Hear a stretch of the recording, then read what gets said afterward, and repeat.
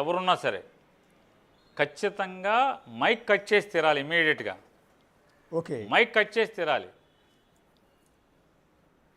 Mic cut చేయకుండా అలాగే ఉంచి ఇంకా దానిలో సవరణలు కొనసాగింపులకి చైరే ప్రోత్సహించే పరిస్థితిలో ప్రవర్తించటం. ఇక అంతే.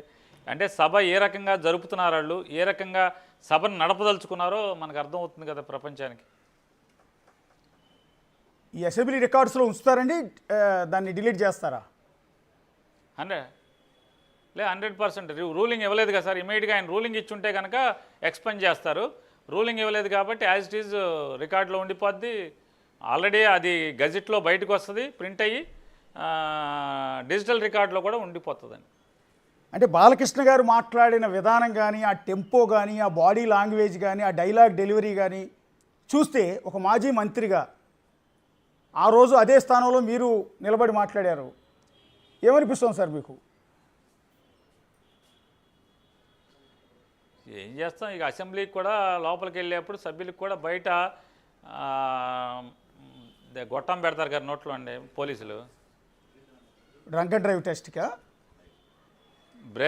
బ్రీత్ అనలైజర్స్ ఏదో అంటారు కదా సార్. Okay, breath analysers. ఆ బ్రీత్ అనలైజర్స్ పెట్టే లోపలికి పంపాలేమనిపిస్తుంది.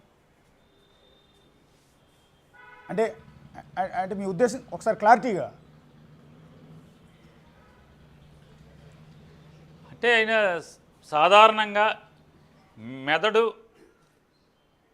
అంటే సామాన్యంగా ఏ ఒత్తిడికి లోనవ్వకుండా ఉంటే చాలా విచక్షణతో మాట్లాడతాడు మనిషి అనేవాడు ఎవడైనా. మరి విచక్షణ కోల్పోయి మాట్లాడటం అంటే మరి ఏదో మెదడు మీద ప్రభావం, ఏదో ఒక ప్రభావం లేకుండా రాదు కదా. లేదు ఒకవేళ ఏ ప్రభావం లేకుండా మాట్లాడితే అది మనిషి జన్మ అవ్వదు కదా. అంటే ఆయనకి బ్రీత్ అనలైజర్ టెస్ట్ చేసి మరి అసెంబ్లీ లోపలికి పంపాలి అనటం అనేది సభా హక్కుల చట్టం ప్రకారం ఒకవేళ అది వైలేషన్ కింద వస్తుందేమో. అంటే మీ మాటలు కూడా అది సభా హక్కుల చట్టం ప్రకారం ఒక ఎమ్మెల్యేని అలాగానే నేను 15 ఏళ్ళు శాసనసభ్యుని చేశానండి, ఇబ్బంది ఏం లేదు. అంటే ఈ మాటలు అన్నందుకు రేపొద్దున మీ మీద నా మీద కేసు పెడతారేమోనని విషయాలు తెలుసు. ఈ మాటలు అన్నందుకు, అడిగినందుకు, నన్ను మీ మీద నా మీద మీరు లోకు కాదు, నేనే లోకు కాబట్టి నా మీద పెడితే పెట్టండి, ఏమో దాని గురించి. ఓకే, అంటే సభలో మాట్లాడిన ఫేస్ చేస్తాను నేను, ఇబ్బంది లేదు. సభలో మాట్లాడిన ఎమ్మెల్యే అంటే మీ మాటల ఉద్దేశం సభలో ఆ మాటలు మాట్లాడటం వెనక ఆ కన్సర్న్ ఎమ్మెల్యే మద్యం సేవించి ఉండొచ్చేమోనని మీ అభిప్రాయం, అనుమానం? లేదు, ఎవరు నేనేది నా ఒక అభిప్రాయం. మనుషులు మనం చూస్తే ఇదేంటి ఇట్ట మాట్లాడుతున్నాడు అని అనుకుంటాం కదా.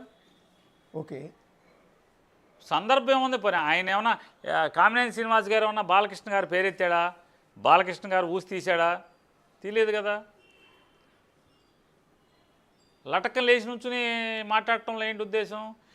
కడుపులు అంటే చిరంజీవి గారిని, కామినేని శ్రీనివాసు జగన్మోహన్ రెడ్డి గారిని అసహ్యంగా తిట్టి జగన్మోహన్ రెడ్డి గారిని ఒక సైకోలాగా చిత్రీకరించి తద్వారా నారా చంద్రబాబు నాయుడు దగ్గర మార్కులు కొట్టేసే ప్రయత్నంలో చిరంజీవి గారిని పైకి లేపితే అది ఓర్చుకోలేకపోయాడు ఈయన అనేది అర్థమవుతుంది కదా మనకి.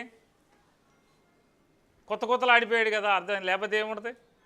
ఆయన ఏమంటాడు, అవమానించడం కరెక్టే కానీ అట్లా ఎవడు గట్టిగా మాట్లాడలేదు, ఐ డెనై దట్ అన్నాడు. ఈయన ఉన్నాడా పోనీ ఆ సభలో? కాదని ఆ సమావేశంలో ఈయన ఉన్నాడా? ఈయన లేడు కదా. ఈయన లేడు, ఆయన లేడు. గమ్మత్తు ఏంటంటే ఆ సమావేశంలో ఆయన లేడు, ఈయన లేడు. చివరిలో నాన్సెన్స్ అని కూడా అన్నట్టున్నాడు ఆయన, బాలకృష్ణ గారు. మాట్లాడాడు, అన్నీ మాట్లాడాడు, తప్పే ఉంది. ఇంకోటి వాళ్ళ బావగారు గవర్నమెంట్ని కూడా తిట్టాడు, ఆ మంత్రిని తిట్టాడు. ఎవడా ఎదవా నా పేరు 9వ పేరు రాస్తాడా అని. అంటే వాళ్ళ గవర్నమెంట్లో కూడా మొదటి పేరు రాయలేదు అయింది లిస్టులో.